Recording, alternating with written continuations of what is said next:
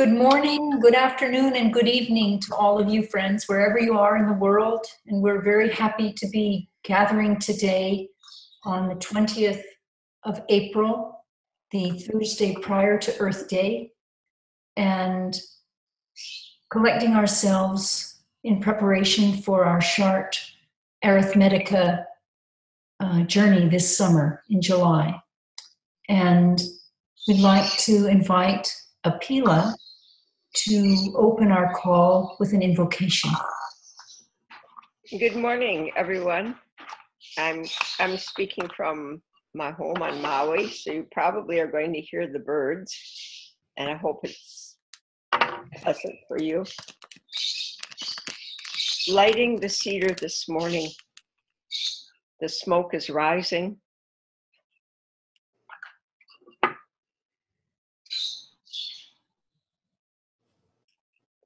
Our thoughts, carried in this smoke, ascend to our Creator. Float down softly, caressing the earth. We think about our creation and about our place in it and what moves.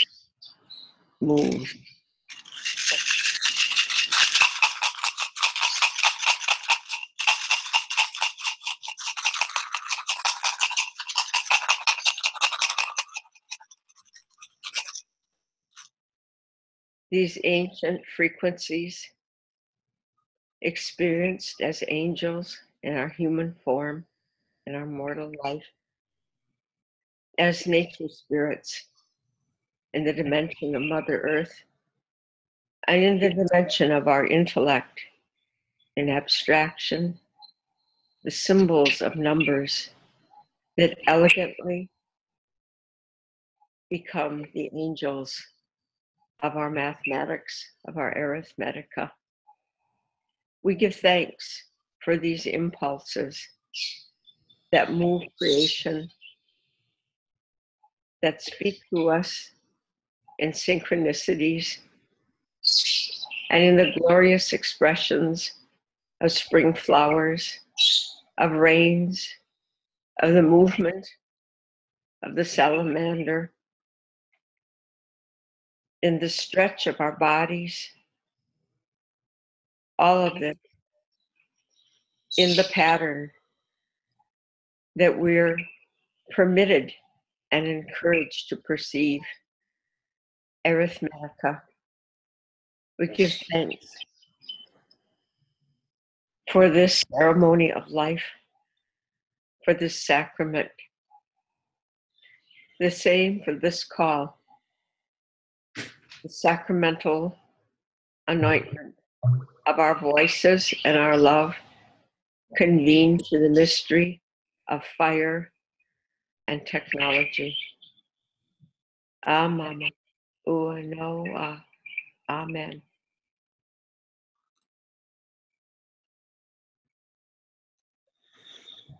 Thank you, Apila. Thank you for gracing us and opening our call today.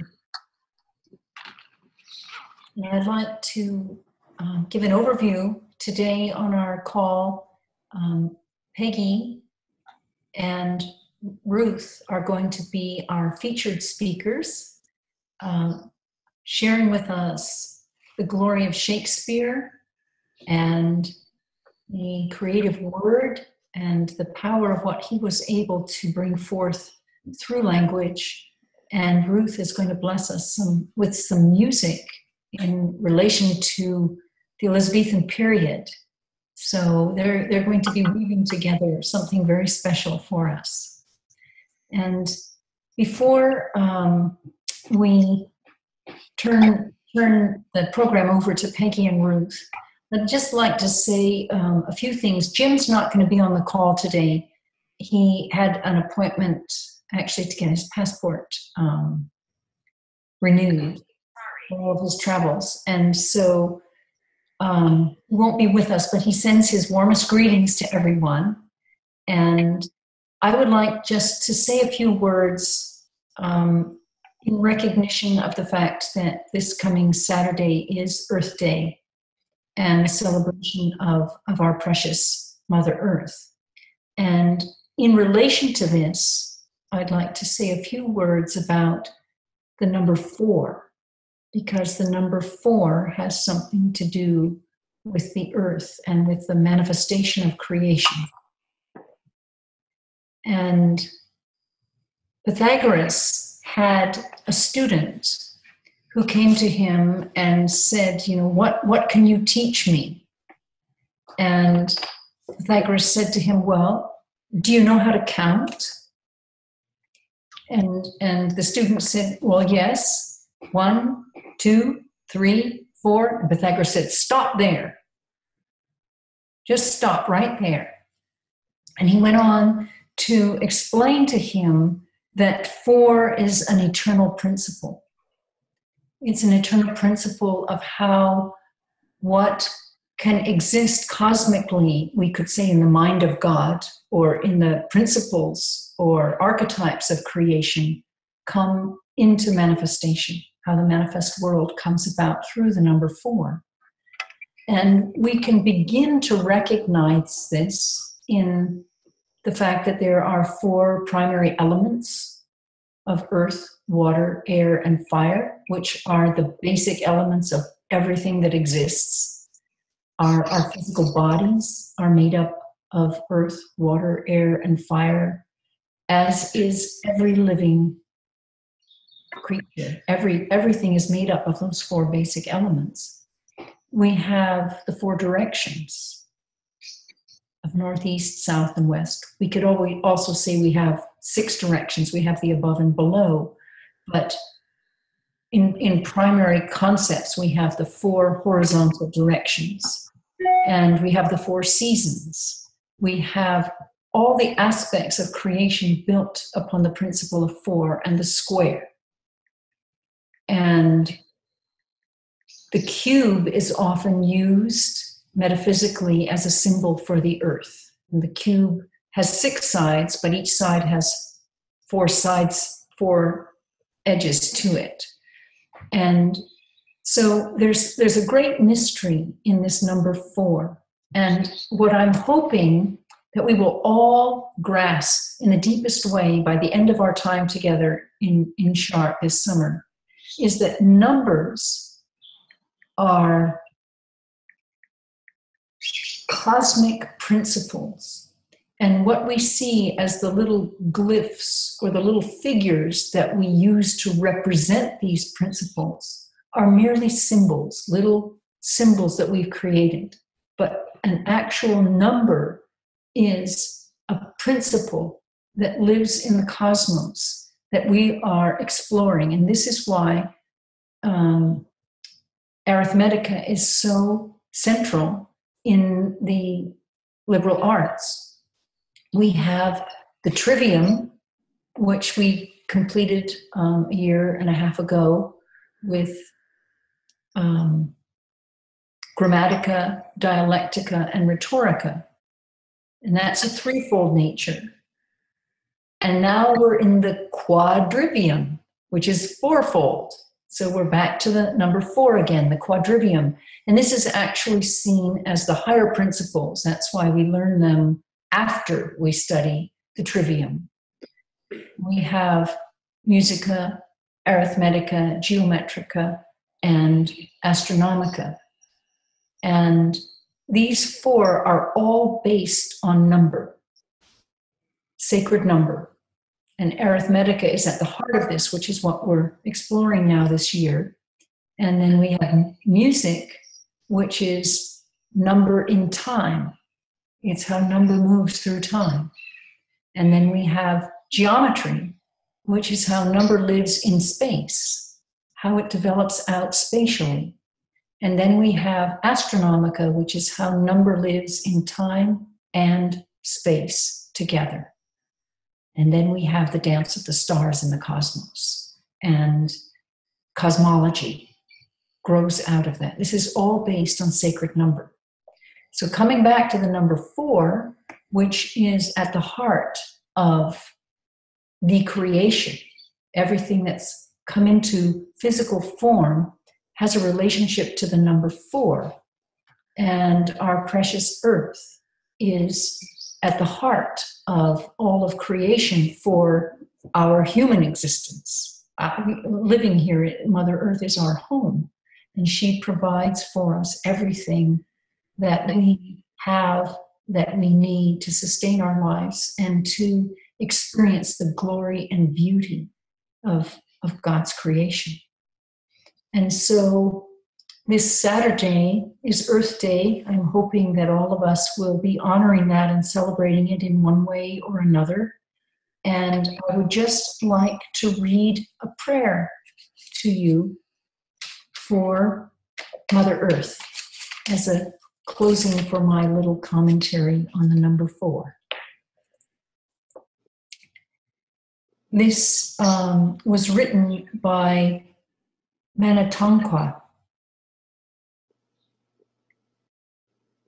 Hear, O humankind, the prayer of my heart. For are we not one? Have we not one desire to heal our Mother Earth and bind her wounds? To hear again from the dark forests and flashing rivers the varied, ever-changing song of creation? O humankind, are we not all brothers and sisters? Are we not the grandchildren of the great mystery? Do we not all want to love and be loved, to work and to play, to sing and dance together? But we live with fear, fear that is hate, fear that is mistrust, envy, greed, vanity, fear that is ambition, competition, aggression, fear that is loneliness, anger, bitterness, cruelty, and yet fear is only twisted love. Love turned back on itself. Love that was denied. Love that was rejected. And love. Love is life, creation, seed and leaf and blossom and fruit and seed. Love is growth and search and reach and touch and dance. Love is nurture and succor and feed and pleasure. Love is pleasuring ourselves, pleasuring each other. Love is love, believing in itself. And life. Life is the sacred mystery, singing to itself, dancing to its drum, telling tales, improvising, playing. And we are all that spirit, our stories, all but one cosmic story, that we are love indeed, that perfect love that in me seeks the love in you. And if our eyes could ever meet without fear, we would recognize each other and rejoice. For love is life, believing in itself.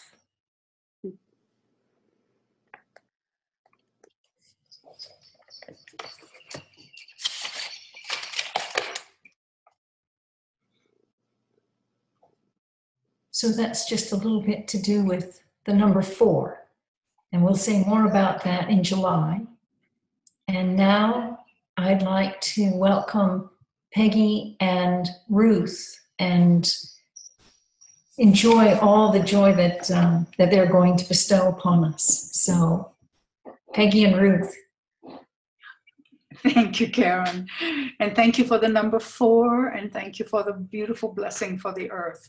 And something that I believe that Shakespeare understood and embodied and taught us about. I'm really pleased to be able to do this and to celebrate that. It's also last year, which is when I came again to my great first love, who is William Shakespeare, came again to him through the graces of Seymour Bernstein, who at Musica last year in Chartres said the words that the score was his scripture. And that blasted open a door in my heart that reminded me that poetry is my scripture, and particularly the poetry of the great one, the one who didn't know, but who kept with such persistence and such grace, exploring the realms of not knowing and being present to whatever there was. So that's my return to William Shakespeare on the 400th anniversary of his death. So there's our number 4 for that part, and I'm really grateful to Seymour, and I'm grateful to all the great mystic poets whom I have loved forever and ever and ever, but most spectacularly for this one named William Shakespeare, whose life and work and what he has left us, soul of the age, said Ben Jonson about him. The applause, delight, the wonder of our stage, my Shakespeare, rise. And he has risen, and he is with us today and every day, as long as we have praise to give, as the poet said. And it happened that my great returning to this realization of poetry being my scripture, and waking up again to the wonders of Shakespeare in my life, that I came upon some work by a man who teaches English at the University of Liverpool, whose name is Philip Davis, and he has a thing called Shakespeare Thinking, Shakespeare Brain. He has a book called Sudden Shakespeare and Shakespeare Now. And I have for years worked under the idea of the Shakespeare effect, which is that if you hear it, if you see it, if you see people embody it, if you read it aloud, if you pay attention to those words, something new and joyful is born within you. And sometimes a phrase will grab your heart and sing it home for a very long time, and you will ponder it as long as you live. And I'm gonna read now. That was my idea about the Shakespeare effect. The trick is that Philip Davis, this wonderful professor, and these are his. I'm going to read his words. His premise about Shakespeare is about the way that Shakespeare's drama is indeed an original text or background script for the creation of life. Got that? A creation of life. An argument not made in the spirit of bardolatry, but on behalf of recognizing in the plays a genuine mental template for evolutionary creation. A linguistic equivalent of the structuring work of DNA. For like DNA, the original text within the working of Shakespeare is a text not so much to be read or explained as to be activated in a life form. Now, he put some structure into my Shakespeare effect, or what I believe about Shakespeare. The primary thing about it for me is it makes you happier, makes your brain happier, makes your heart happier, makes your life happier, and you have more resonances and more interstices and more places to play the more deeply you ride into Shakespeare's words. So the wonderful thing that Philip Davis has done is not only present this glorious stuff, but he's taken the work, one of his primary ideas, a tiny little idea, which I'd like us to play with a little bit today, and taken it to the neuroscientists and had people hooked up, with it.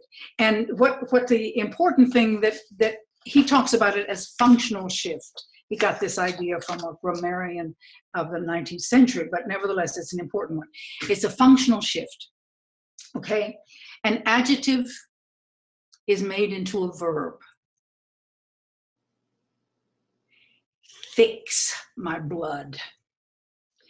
All theater people love verbs, so anything that can be turned into a verb is a good thing. So you use adjectives. anguished my soul. In that something deep has happened. There's a beautiful line about a hymn, a gracious old man have you madded. You have made him mad. And if we say the brain electrode showed that if you paraphrase it and said you've made the man, you've enraged him, that's okay with the brain. All right, I understand that. But if you hear this gracious man have you madded, it excites the brain. Something gets really interested because you've got to make a juxtaposition. You've got to go across and talk to your brain, has to talk to itself, and it hits you on several levels. It's like if we said today that our democracy has been trumped. It hits on many levels. And that's what Shakespeare's language does at this most basic structural piece. So sometimes an adjective is made into a verb, a pronoun is made into a noun. Thou art the cruelest she alive. That's one of them. And again, a noun can be made into a verb. That's what I did with Trump. that democracy is being trumped. And we're using a noun as a verb. And it was those changes, those basic changes, that excite and thrill the mind and get us used to saying, or hopefully get us acquainted with the possibility of speaking more fully with a few surprises so that not everybody knows exactly what we're going to say next, that something comes barreling in to shock and thrill us. I also want to mention about the importance of some of the phrases that hang into one's mind. One of them comes from King Lear, and it's played in my mind since I first heard it. And it's a question about faith. And this blind, dreadfully treated old man who is a kind of pair to Lear himself. They're friends, and both of them treated abysmally by their children. And at the crux of the Duke of Gloucester's pain, he remarks,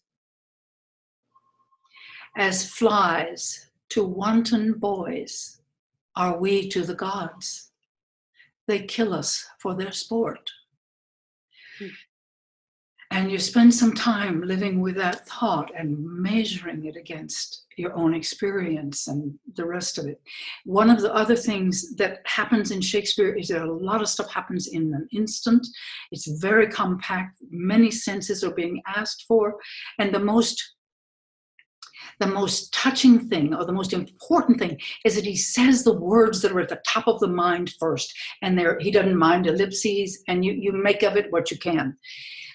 Then the other phrase that came to me to talk about, just to mention, is one that in which he uses nouns as adjectives. And it's in one of an early plays called Love's Labour's Lost. And the King of Navarre and his buddies have decided to set up a little academe. They're going to do nothing. They're going to see any women. They're going to study for years. And suddenly on a state visit comes a princess of France and 3 of her ladies in waiting. And they all fall madly in love with one with the other. And it's a grand pretense because the men have sworn not to see women, and they're all sneaking out to see the ones that they have chosen that they love. At the very end of the play, they get the word, it ends in joy, and then the word comes with this little piece of winter coming in with the news that the princess's father, the King of France, has died, and she needs to leave. And then the King of Navarre, who knows he's desperately in love with her, says, well, please, he has a lovely line that says, now at the latest moment of the hour, grant us your loves. And then she replies, a time, methinks, too short to make a world without end bargain in. So when you're thinking about marriage vows, you're talking about a world without end bargain. It gives you pause. So those are just 2 of the tiny little pieces that have set up housekeeping in my soul, and there are thousands of others, or well, that's a little much, but there are many others that come to you in precious moments, because there is a theater that he has built inside. And I'm going to now introduce or ask Ruth to help us a little bit. One of the things that it's useful to remember, even in a very tough time, and the Elizabethan age was not easy for anybody. It was joyful in many ways, but they sang. That's what they did. Everybody sang, whether you could sing or not. Everybody knew about music. Everybody practiced music. Everybody played instruments. Everybody sang. Everybody danced. It was a place of merriment. And anywhere you went, there was music. And Shakespeare, in his plays, uses 100 songs. Some of them he wrote, some of them are popular ballads of the time. But I've asked Ruth to both talk a little bit about how it is to sing the music of Shakespeare's time. And these are songs from the plays that are particularly sweet at this time. And the first one is from As You Like It. And the scene is the Forest of Arden, and everybody has concatenated together in this strange thing. Everything has come to resolution.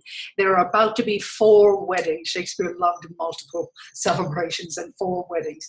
And one of the pairs is wandering through the forest, and these 2 young pages come up and begin to sing.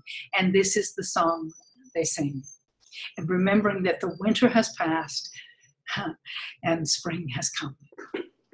So please, Ruth. Okay, there we go. And the invitation, excuse me, is for people who are listening, anybody who's listening, to hum along, even though she can't hear us, pray God. But because everybody sang, it's really useful to get the voice warmed up on it, on that idea. Yeah, everybody, a lot of people knew these songs, and I'll just say that these are the chestnuts. When I started studying early music, these are the songs that I learned. So it's been very wonderful to come back and sing some of them. So here it is. It was a lover and his lass, with a hey and a ho and a hey, nonny no, and a hey, nonny nonny no. There o'er the green cornfields did pass in springtime, in springtime, in springtime, the only pretty ring time, when birds do sing, hey ding-a-ding-a-ding, hey ding-a-ding-a-ding, hey ding-a-ding-a-ding, sweet lovers love the spring, in springtime, the only pretty ring time, when birds do sing, hey ding-a-ding-a-ding, hey ding-a-ding-a-ding, hey ding-a-ding-a-ding, sweet lovers love the spring. Thank you. Sweet lovers love the spring. Yeah. And the second one that she's going to sing, this comes from Twelfth Night. We have the traditional fool, Feste, played by the tradition goes, a really elegant singer and a wonderfully funny man. And it's just, we've just had a huge carouse. 2 big drunks are having themselves all over the stage and dancing and carrying on. And then the mood shifts a little bit, and Feste sings this song. Okay, I'm going to start by playing the recorder, which is one of the instruments that was certainly heard a lot then. Get back the right distance here.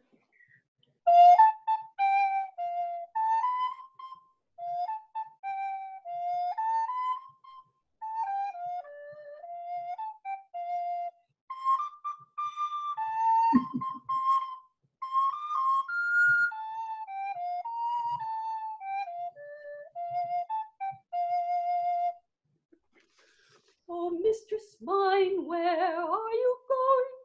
Oh, stay and hear your true love's coming, that can sing both high and low.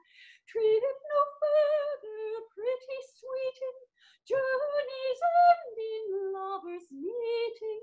Every wise man's son doth know what is love, 'tis not hereafter. Present mirth hath pleasant laughter, what's to come is still unsure. In delay there lies no plenty, then a staff will not endure. Too true. And one of the wonderful persons listening to this song says, a mellifluous voice. Oh. And the second one says, contagious breath. So that we have both senses. The idea is that not only are we hearing, but that by the process of singing, we send forth a sweet and contagious breath of wonder and delight. Oh, nice. And the third piece that Ruth's going to sing for us is an actual sprite, a spirit named Ariel in The Tempest, the last play that we know Shakespeare wrote entirely. And he's about to be granted his freedom. Ariel has worked so hard in the course of this play to create the Tempest, to do all of the things that the magical being does. The spirit of the air. And it is dressing Prospero to remind him of who he once was. Now he has been restored to his dukedom, but and Prospero has promised that Ariel will be free after this one last piece. This is all that he needs to do, and so this is the idea of retirement for a sprite. What this spirit of the air named Ariel is going to be doing when he's set free. Okay. Where the bee sucks, there suck I, in a cowslip's bell alive.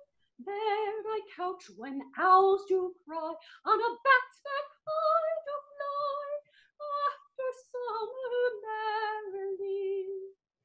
Merrily, merrily shall I live now, under the blossom that hangs on the bough. Merrily, merrily shall I live now, under the blossom that hangs on the bough. Merrily, merrily shall I live now, under the blossom that hangs on the bough. Merrily, merrily shall I live now, under the blossom that hangs on the bough. Thank you. That's an air spirit's promise of liberation and presence in the world, in the great world of nature. Ah, there, what a beautiful person. Hello. And then this next one is the saddest of them all for me, and it's from Othello, and it's near the very end. And Desdemona has realized, or felt that her beloved Othello has gone truly mad because he's accusing her of things that are absolutely unbelievable to her and they make no sense at all. She's absolutely and completely lost, and she's made herself an enemy of from her own people and her own world, and he's told her to get to bed and put on her wedding nightgown, so that's what she's doing. And she and her friend and lady in waiting, Emilia, are talking about the unfaithfulness of men. And she sings, this is an occasion, a very rare occasion in the plays where a major character actually sings. So here Ruth is going to give us Willow, Willow.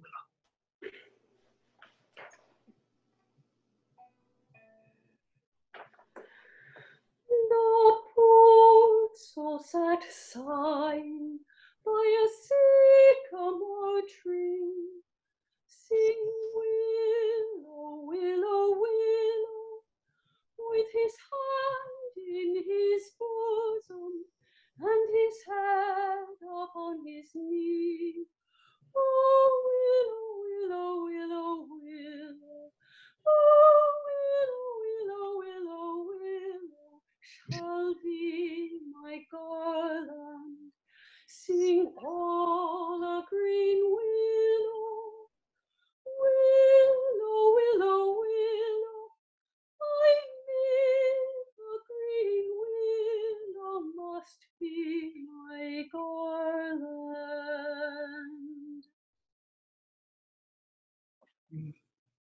Thank you.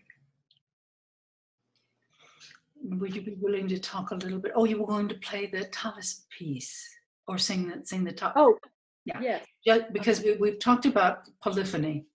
Mhm. Being a time when there were many voices, and heaven knows that Shakespeare has so many wondrous voices that are within him and around in the world around him. So we were going to think about what polyphony might mean.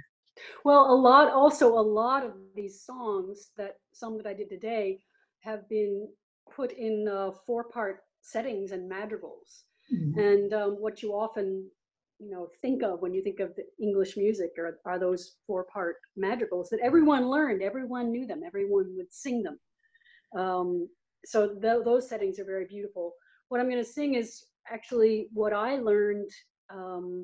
As I said, when I was a teenager, I became an early music geek extraordinaire, and I studied all these songs and I sang all these songs, and I found a guitar player and sang some of the lute songs, and that one that I last sang is said as a lute song as well. But anyway, this is something that I first sang in church, and this is a little earlier than Shakespeare, Thomas Tallis. And I'll just sing, it's 4 parts, but I'll just sing you the top line. It will give you a little bit of an idea. If ye love me, keep my commandments, and I will pray the Father, and he shall give you another comforter, that he may abide with you forever. In the spirit of truth, in the spirit of truth, in the spirit of truth, that he may abide with you forever. In the spirit of truth, in the spirit of truth, in the spirit of truth. And imagine 4 parts with that. And I just, so that you have some place to go to listen to more of this amazing music, the Tallis Scholars is a wonderful group, and they have a CD called The Tallis Scholars Sing Tallis, and this song that I just sang is on there, as well as some more really amazing polyphony. Also, viols were used. I don't know if you're familiar with the viols and voices were a very common thing at that time, and often some of these songs were set with viols. And there's a wonderful recording called Tune the Music to Thy Heart, which is with the group Stile Antico and Fretwork. And these are all available on iTunes, I checked. And then for lute songs, there's a very old recording, which is still really the best. And it's one of the people that I studied lute songs with, which I'd forgotten all about. And then I remembered when I was preparing this. It's called A Collection of English Lute Songs with Julianne Baird and Ron McFarlane on the lute. And these are all of these give you a really good sense of the amazing music of this time. And it's been, I thank Peggy for asking me to do this, because it's been really nice for me to revisit some of these things that I learned as a teenager and played as a teenager. So thank you. Oh, thank you. Thank you. And we'll have one more when we come a little closer to the end. Yeah. So we're back now to Shakespeare and how he done it, as one of my friends says. I want to set the context just a little bit. This is in the play Midsummer Night's Dream, and the Duke Theseus, the great king of Athens, has come upon these lovers who have been in the woods all night, playing with themselves and with each other, and with madness and strange people and fairies and all the rest of it. And everything has happened, and they're trying to tell the story of what happened. And this strikes this thought in Theseus. And I'd love it if people would just read along with me, if you can see it, because it does, getting it into your throat and letting your own ears hear your own voice is part of the joy of this. Lovers and madmen have such seething brains, such shaping fancies, that apprehend more than cool reason ever comprehends. And it's true, because Theseus is something of a reasoning person. And then he goes on to say, the lunatic, the lover, and the poet are of imagination all compact. Now, I'm going to skip the next two lines and go to the poet's eye. I'm going to ask you to look at that one, because this is exactly what I believe Shakespeare's doing when he's creating from pure energy, worlds of worlds of worlds. So, if you will, this is the poet's eye in a fine frenzy, rolling, doth glance from heaven to earth, from earth to heaven. And get this piece. And as imagination bodies forth, see, there's a noun and he's using it as a verb, as imagination bodies forth the forms of things unknown. Okay, then we go from the eye, from the seeing and the inner seeing and the imagination, bodying forth the forms of things unknown.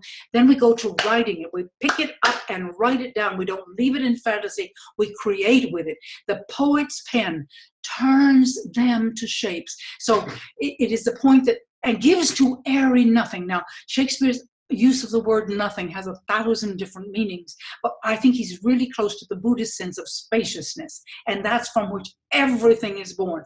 Gives to airy nothing, that place where there is nothing and yet all of it comes, turns them to shape, and gives to airy nothing a local habitation and a name. And that's the poet's work. We take the imagination, we gather information from the unseen realms, and notice when something appears from that energy, from that spaciousness. And bless Shakespeare's heart, he says he gives to airy nothing a local habitation, a place to be, characters, a place where they can be. And there's this still this vibrant energy between this character and another character, and they don't always know what the other one's going to say and how much that one's going to shape it, but you bring it to being, you bring it to creation. That's the important piece here. You bring the imaginative things into some form that is alive in its own right.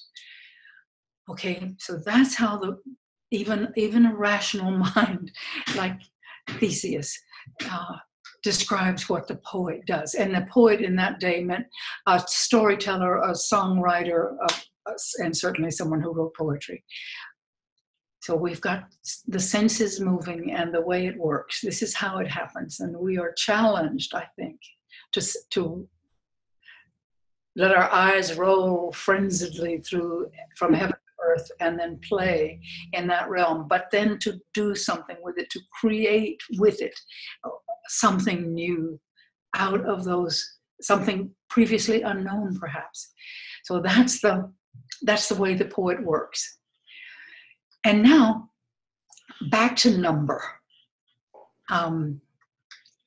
Let's see, I've lost how to get out of here. Oh, there it is. I'm going to stop the share for just a moment. Okay. I want to talk about number in Shakespeare. And to allow us to play for a little while in my absolutely favorite number, which is the golden proportion. That number that has no completion, no end, that delicate and beautiful way that things play together that we sometimes call the golden mean, or we often call the golden mean. And within it, I also want to talk about the number 5, because Shakespeare perfected a form of writing that has to do with the number 5, and that's 5 heartbeats in a line.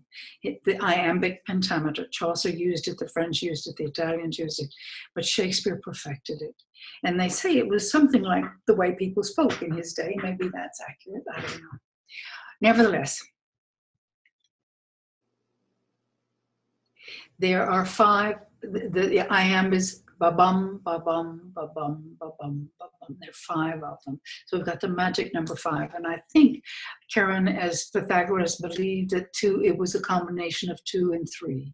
So it's masculine and feminine come together in love and in union of some holy kind.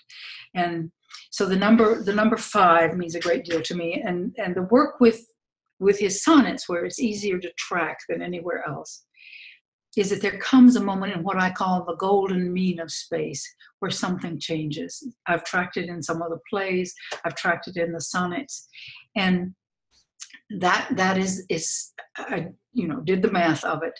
And in the beginning of the 9th line of some of the sonnets, we have the most wonderful shift. I'm going to show you a sonnet. The 2 most powerful psychological glories.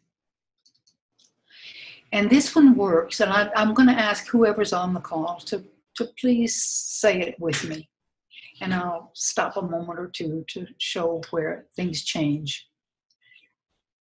But the first thing, because this is Shakespeare as a sublime psychologist, the first thing to remember that I ask you to do before anything else, when you go into these dark places, is to remember love.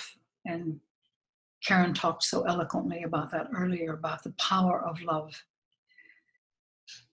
And our love for all beings, I hope, and certainly our love for the earth. But to remember the sense of being loved and of loving. And that's what sees Shakespeare through in this poignant and maybe the most famous and the most painful of his sonnets. So everybody together, if you will. If you've ever been in disgrace or even felt how that is to be really cast out, this is a way to explore that. Okay, let's go. When in disgrace with fortune and men's eyes, I all alone beweep my outcast state, and trouble deaf heaven with my bootless cries, and look upon myself and curse my fate, wishing me like to one more rich in hope, featured like him with friends possessed, desiring this man's art and that man's scope, with what I most enjoy, contented least. And here we come to that precious beginning of the 9th line, where everything begins to change. We've got this state of acute misery.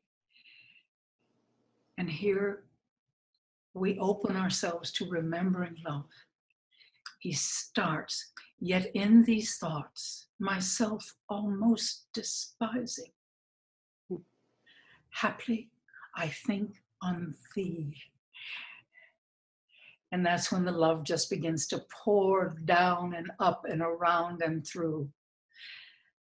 And then my state, like to the lark at break of day arising from sullen earth, sings hymns at heaven's gate. So he can make a metaphor, he can rise to metaphor, and then, bless his heart, it is so lovely that he can make a joke. And then he says, for thy sweet love remembered such wealth brings, that then I scorn to change my state with kings. And the sonnet 30 has a different tone. It goes into sorrow. But again, the one thing, let's read the last 2 lines. He's talking about, I love the first 2 lines too. When to the sessions of sweet silent thought I summon up remembrance of things past. Oh my goodness. So much has passed, so much has passed. And then you fall into sorrow and everything that you've lost and all the ones you've lost. And he goes through talking about it and feeling it all again and feels it all again. But when we come to that 9th line, in this sonnet, he drives deeper. He drives deeper rather than turning as he did in 29. He drives it deeper. That's the place spatially that I like to think of as the golden mean in this 14-line perfection. That at that place, and here he goes deeper. and makes it even harder and worse. And I cry again over that which I prayed. And then we come again to that absolute payoff, which love is, when he says, but if the while I think on thee, dear friend, all losses are restored and sorrows end. So that's Shakespeare's a great psychologist, and I have great fun. Yeah, I get a bee in my bonnet and can't help it. And I think about what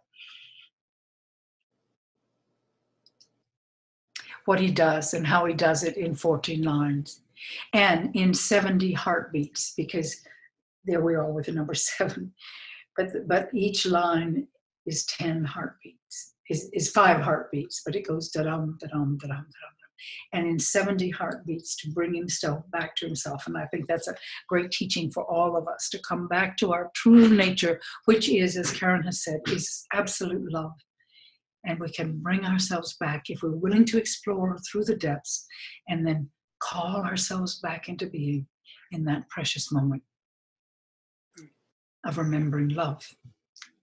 So back to you, Ruth, if you will, please.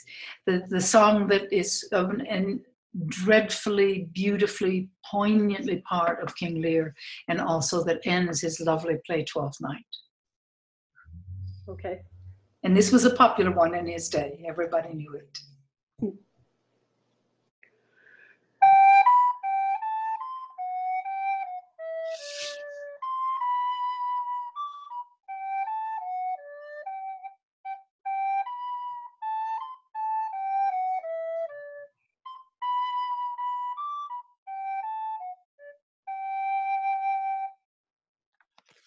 When I was a little tiny boy, with hey-ho, the wind and the rain, a foolish thing was but a toy, for rain it raineth every day.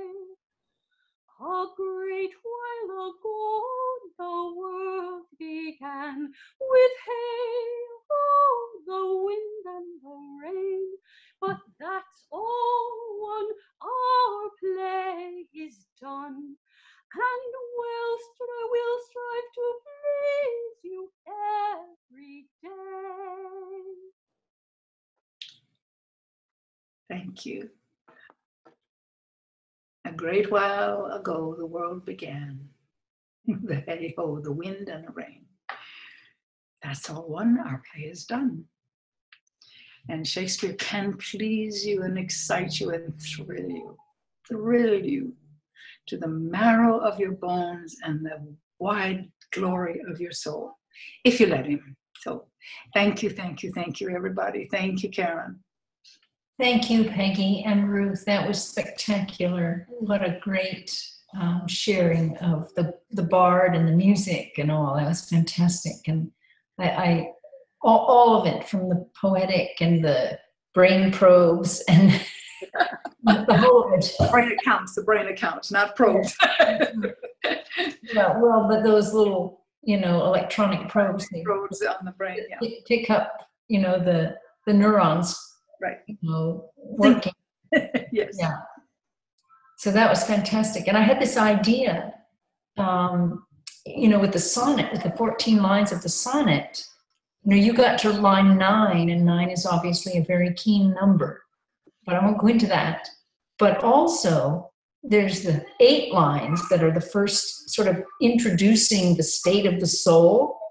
Yes. And then there are 4 lines that respond and elevate that consciousness. And then there are the 2 lines that are the closing couplet that have a different rhyme pattern than the rest of the sonnet.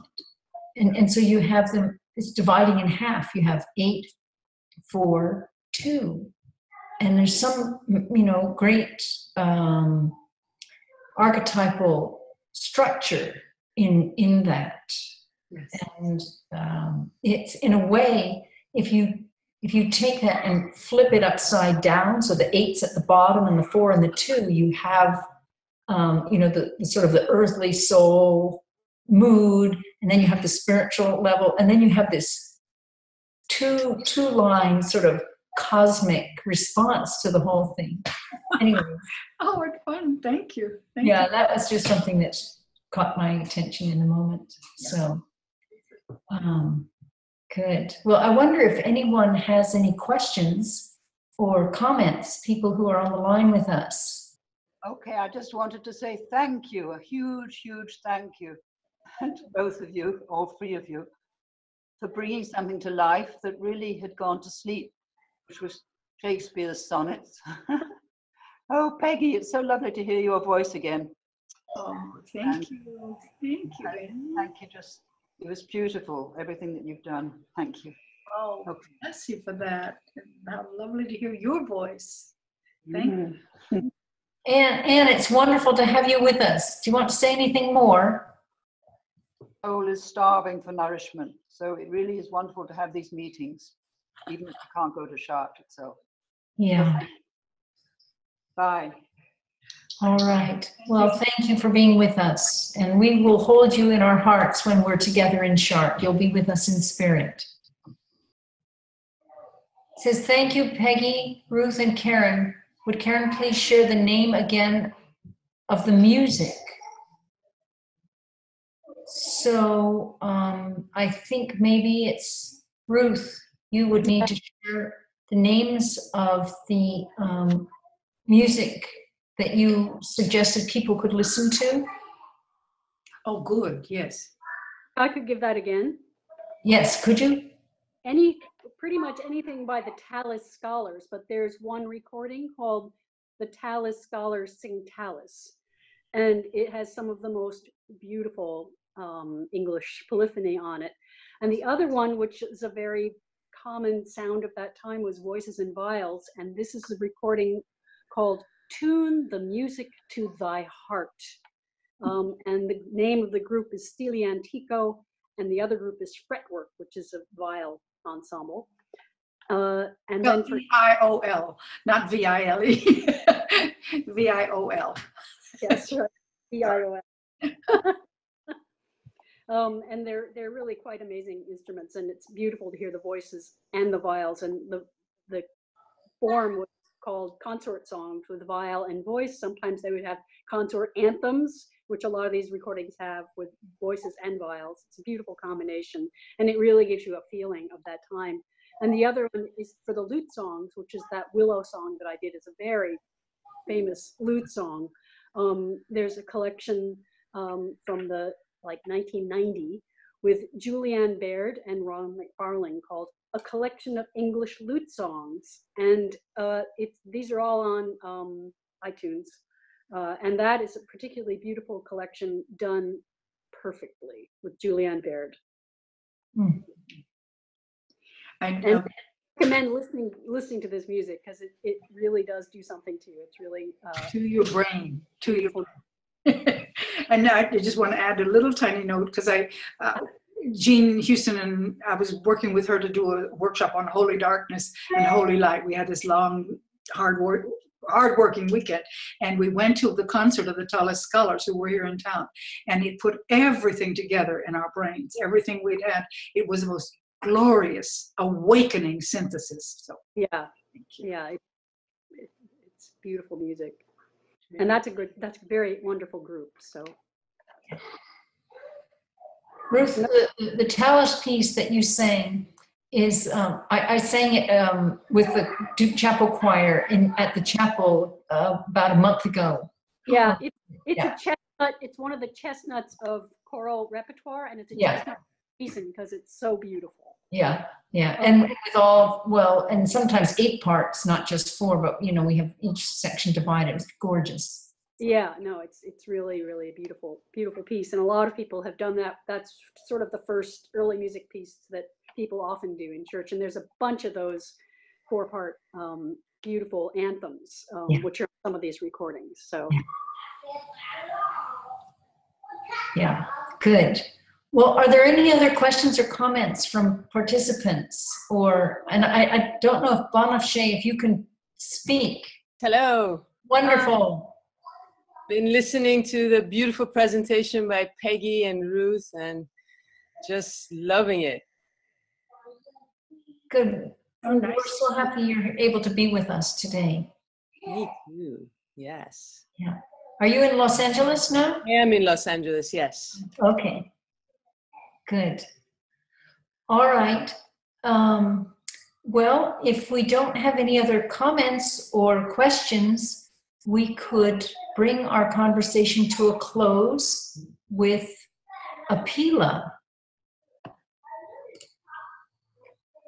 I'm here. Can you hear me? Yes, we can't see you, but we can hear you. Would you be kind enough? I'll be up. I see. I have it off. There you go. Thank you. Would you bless us with a closing prayer? Well, before you do, one more thing. I just wanted to say that next month, when we have our call on May 18th, Banafshe will be making a presentation for part of the time, and Jane will also be presenting for part of the time. So we're going to have a dynamic duo in May. So don't miss it. All right. So Pila, please bless us with a closing prayer.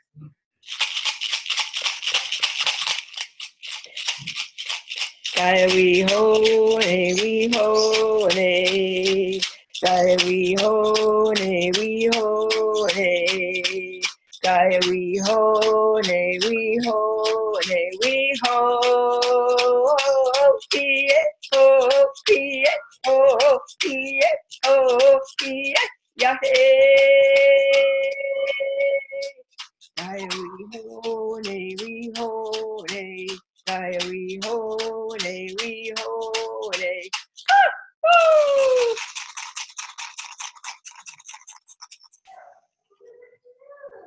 Creator, we give you thanks for the movement of light into sound into form, for the ecstatic union that is the impulse of arithmetica moving through four-dimensional form, manifestation of life. We give thanks for this reality, for the joy, for the renewal, for the transformation, for the shadow that moves amongst the numbers. We give thanks for this gathering and look forward to our May call. Amen. Oh, no. Amen.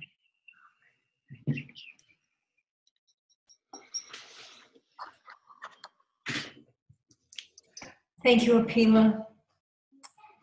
And thank you everyone for joining us today. Many thanks to Peggy and Ruth once again for your wisdom and joy and artistic expression and the beauty of the way you brought together the word and music. Really was a joy and a blessing for all of us. So thank you again. And look forward to seeing you all in July, but we'll see you, some of you in cyberspace in May, and look forward to that. So hope you have a wonderful month and a glorious springtime wherever you're living. Unless you're down under, then you'll be having autumn time. And wherever you are, we send our love and look forward to being together soon. Thank you. Thank you. Bye-bye. Bye. Thank you, Ruth.